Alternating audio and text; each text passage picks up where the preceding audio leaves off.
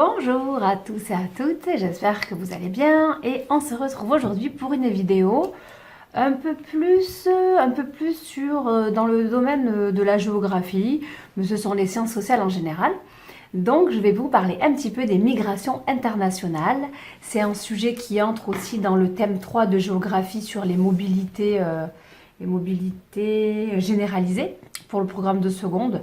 Mais bon, les migrations internationales en général, c'est un sujet qui a toujours été traité en géographie, qui ne concerne pas que les secondes et qui concerne tout le monde en vérité. Voilà, toutes les personnes qui sont intéressées par ce sujet-là, évidemment, également, sont les bienvenues sur cette vidéo. Alors, ce qui est intéressant avec ce sujet, je trouve, c'est qu'en fait c'est un sujet hyper d'actualité parce que lorsqu'on regarde notre paysage, je dirais social et politique et voire économique dans nos pays européens, évidemment je pense à la France en particulier, mais pas que, quand au regard également de l'approche des prochaines élections présidentielles, c'est vrai que certains représentants politiques s'emparent du sujet des migrants, des migrations internationales, et que c'est souvent un sujet qui est, je dirais, qui est un peu, peut-être un petit peu instrumentalisé, par un certain nombre de représentants politiques, notamment par les mouvements populistes, mais pas que, en fait pas que. Par des mouvements de droite aussi, tout simplement. Voilà, c'est quand même des sujets qui reviennent beaucoup dans notre société, les migrants, les immigrés, etc. On entend un peu tout et n'importe quoi, un tas de choses, et je trouve que c'est toujours hyper bien, et c'est ce que je dis à mes élèves, d'en revenir aux chiffres, d'en revenir à ce que nous disent les géographes, les démographes, les politistes, les politologues, les chercheurs en fait qui étudient vraiment ces phénomènes de mobilité et de migration internationale pour en fait être plus, pour avoir une vision plus juste, plus réaliste de cette réalité, pour aussi pour avoir des chiffres et des fois des arguments pour contrer certains discours assez populistes. Voilà.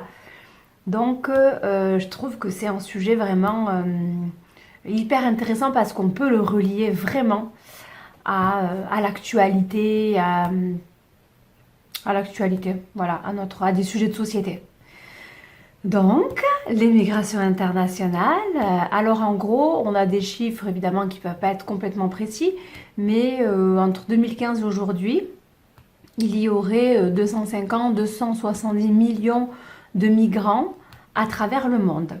Ce que l'on entend par migrants, ce sont des personnes qui vivent dans un pays qui n'est pas leur pays de naissance, en fait, dans un pays étranger plus d'1 an. Voilà, et donc ceux qui vont vivre plus d'1 an dans un pays étranger, donc qui n'est pas leur pays de naissance, sont comptabilisés par les instances internationales comme migrants. Ce qui est intéressant aussi, c'est que parmi ces centaines de millions de migrants à travers le monde, eh bien, 2/3 de ces migrations se font en fait entre pays développés. Et seulement 1/3 finalement des migrants sont des personnes qui vont venir d'un pays en développement ou d'un pays, on peut le dire encore différemment, pays du Sud ou d'un pays pauvre, pour aller dans un pays développé, dans un pays riche, où on parle aussi des pays du Nord. Bon, j'aimerais faire un petit aparté qui est complètement lié au sujet sur pays du Nord, pays du Sud. Voilà, quand vous êtes en seconde, tout le monde n'a pas forcément entendu parler de ces notions-là, ou des fois oui. Donc je réexplique 2 secondes. Hein. Les pays du Nord sont ces pays dits riches, les pays développés. Donc ça va être l'Amérique du Nord, l'Europe, notamment l'Europe occidentale, donc toute l'Europe, et puis l'Australie, qui fait partie de ces pays du Nord, et le Japon, en gros. Et puis lorsqu'on parle des pays du Sud, ça va être un petit peu le reste. Surtout, on fait plutôt référence, quand on dit les pays du Sud, aux pays plus pauvres, aux pays en développement, voire à des pays très pauvres. Mais si vous voulez, ces appellations, en fait, elles sont complètement remises en question depuis longtemps en géographie, hein. On continue de les utiliser parce que c'est un peu pratique de les utiliser. C'est facile de dire pays du Nord, pays du Sud. Et comme ça, on a une vision très généralisante des choses. On se dit, ah oui, les pays riches et puis les pays pauvres. Mais évidemment que c'est pas, ces termes ils reflètent pas vraiment la complexité de la réalité parce qu'en vérité entre les deux, il y a des pays considérés comme des pays du Sud qui sont des pays émergents, qui économiquement se développent extrêmement rapidement. Vous avez les BRICS, Brésil, Russie, Inde, Chine, Afrique du Sud, qui sont des pays en pleine émergence et qui seraient à ce moment-là, on les met dans quoi? Pays du Nord, pays du Sud, riches, pauvres. C'est évidemment que c'est très réducteur d'utiliser Nord, Sud, riches, pauvres et que ces thèmes-là, donc en géographie, souvent on y réfléchit et on se dit bon allez, on les remet un peu en question quand même, on les relativise ces termes parce qu'ils sont très réducteurs, mais en même temps c'est vrai que ce sont ils permettent un peu de catégoriser de classer un petit peu les choses, de théoriser une réalité qui est un peu complexe. De toute façon, souvent, les concepts et les notions, plus vous allez avancer au lycée, plus vous allez apprendre à conceptualiser le monde qui vous entoure à travers des notions et des concepts. Et si vous voulez, ces notions-là, c'est un peu comme des petites boîtes, des sortes de catégories qui vont nous permettre un petit peu d'interpréter et de comprendre la réalité complexe qui nous entoure. Donc évidemment que ce sont uniquement des termes finalement qui sont toujours un petit peu réducteurs par rapport à la réalité sociale et géographique, mais qui nous aident à décrire justement cette réalité et des fois à la comprendre. Bon, le point est fait sur pays du Nord et pays du Sud. Donc je reprends.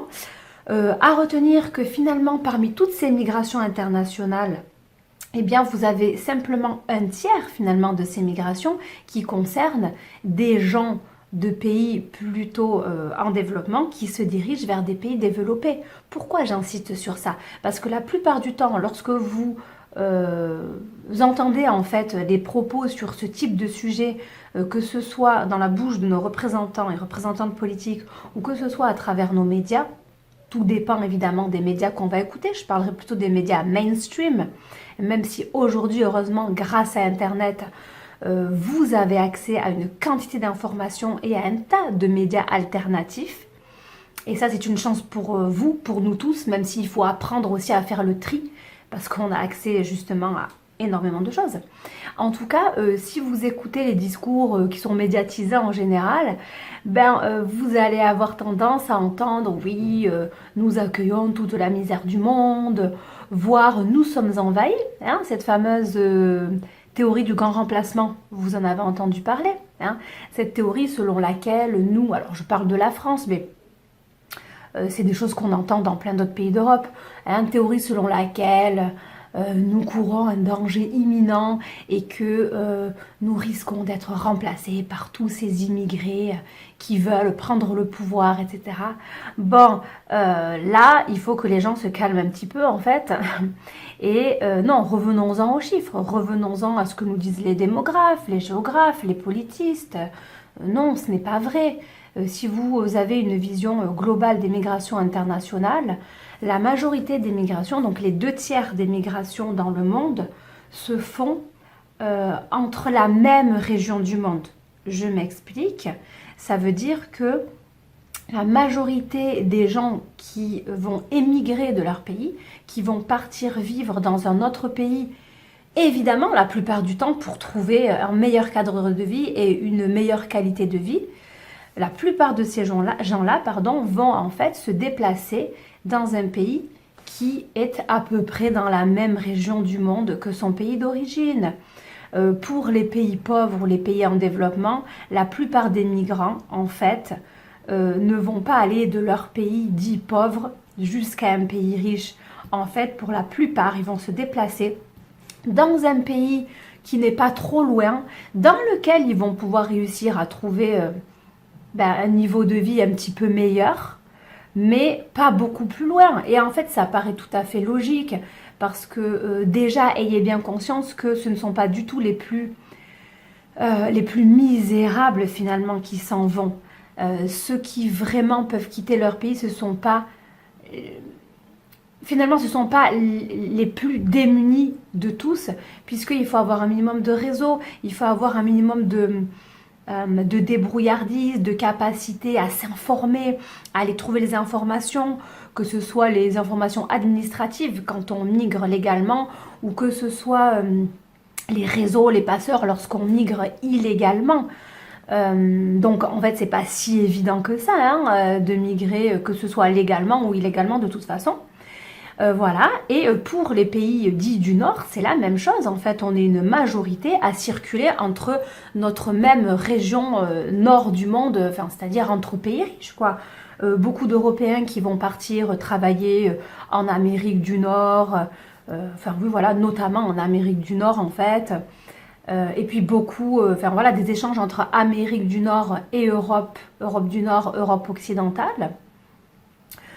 Voilà, ça c'est quand même la majorité des migrations internationales. Et ça nous remet un peu les pieds sur terre, vous savez, par rapport à cette idée que nous accueillons, alors je parle de la France, hein, toute la misère du monde, ce n'est pas possible, on ne peut pas continuer comme ça, etc.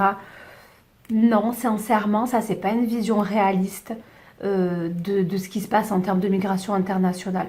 Non, les pays riches n'accueillent pas toute la misère du monde, puisque la majorité des migrations qui se font dans les pays riches, c'est entre pays riches en fait. Voilà, ça je trouve que c'est quand même quelque chose de hyper important à retenir. Et puis c'est un bon argument aussi pour un petit peu contrer les discours assez stéréotypés, populistes. Voilà, qu'est-ce que je voulais vous dire d'autre? Je voudrais rajouter aussi, hein, concernant, en fait, je vous ai parlé des pays de départ et des pays de destination. J'ai oublié de donner une précision sur les pays du Golfe, en fait, comme par exemple Dubaï. Et là, il va y avoir énormément de migrants asiatiques, Asie du Sud, Asie du Sud-Est, beaucoup de migrants et de migrantes qui viennent d'Inde ou du Sri Lanka, du Bangladesh, des Philippines, du Pakistan.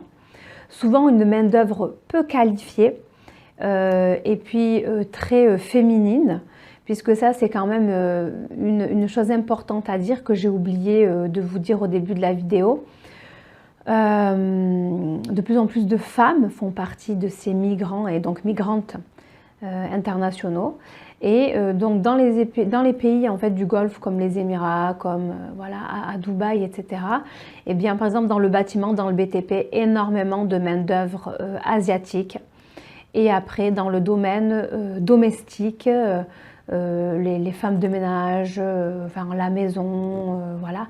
Là c'est quantité de femmes asiatiques et malheureusement une grande exploitation de ces gens-là qui sont dénoncés par beaucoup de grandes associations qui défendent les droits humains, d'associations internationales qui défendent les droits humains et qui dénoncent vraiment des traitements inhumains qui sont faits, notamment à ces femmes en fait qui migrent dans ces États du Golfe et qui sont vraiment victimes de nombreuses maltraitances. Pour l'instant, je vais m'arrêter là. Je pense que je vous ai déjà donné un petit début d'information qui peut vous donner envie d'en entendre un peu plus. Et donc, je ferai une autre vidéo où je continuerai sur les migrations internationales, où je vous parlerai peut-être des profils des gens qui émigrent, qui quittent leur pays, où je vous parlerai donc différentes raisons pour lesquelles on peut émigrer, de leur niveau de qualification. Voilà, ce sera dans une prochaine vidéo.